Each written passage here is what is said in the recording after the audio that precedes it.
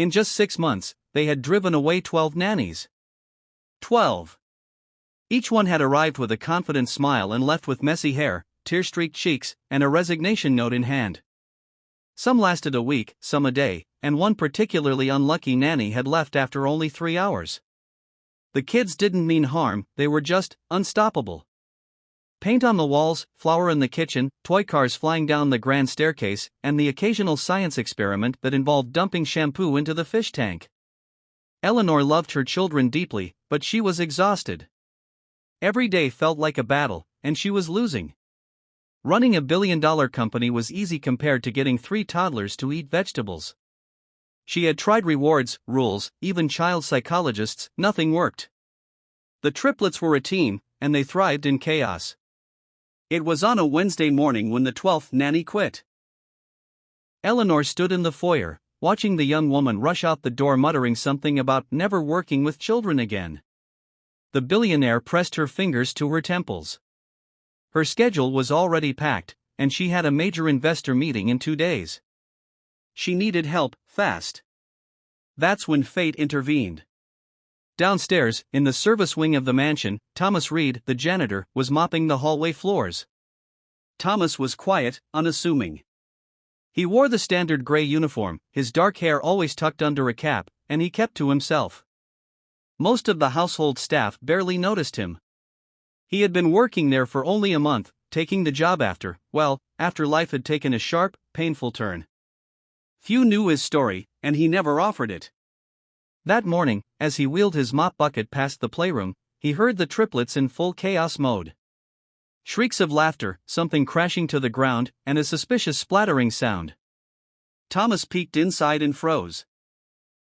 The kids had somehow gotten hold of bright, sticky blue paint and were in the process of decorating the white carpet. Eleanor stormed in seconds later, gasping at the scene. "Not again," she groaned, trying to grab the paint jar from Nathan's little hands. But the boy wriggled away, giggling. Thomas stood there, mop in hand, watching.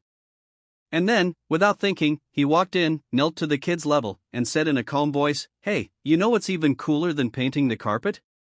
The triplets paused, suspicious but curious. "Painting something that you're actually allowed to paint," he whispered like it was a secret.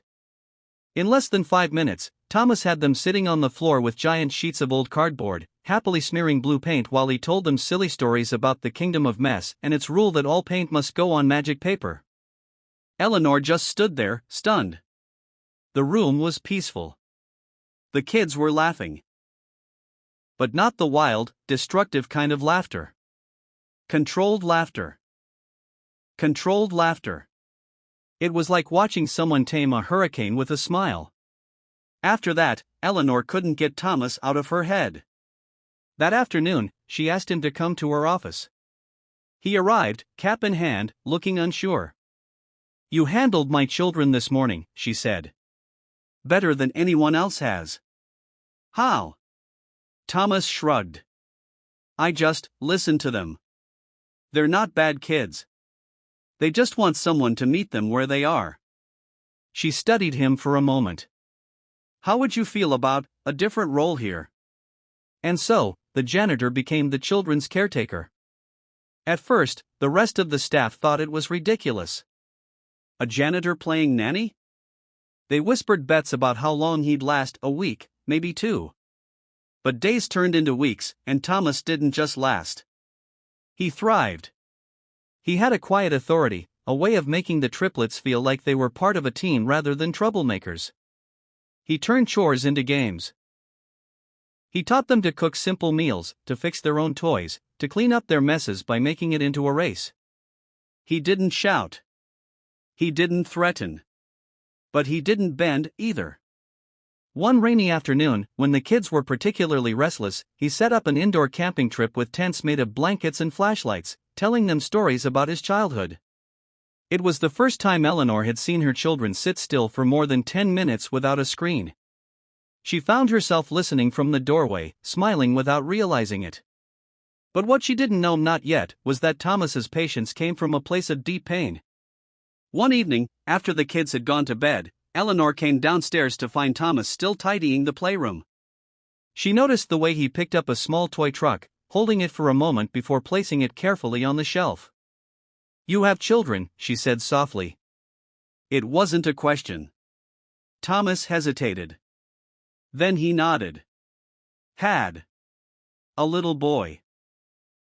His name was Liam. He would have been 6 now. Eleanor's breath caught. What happened? Thomas's voice was quiet. Car accident. Drunk driver. I lost him, and my wife, in the same night.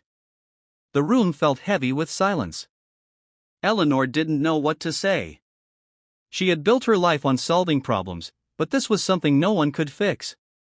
"I guess I take care of your kids," Thomas said finally, "because I can't take care of mine anymore. And maybe, it helps a little." From that night on, something shifted between them.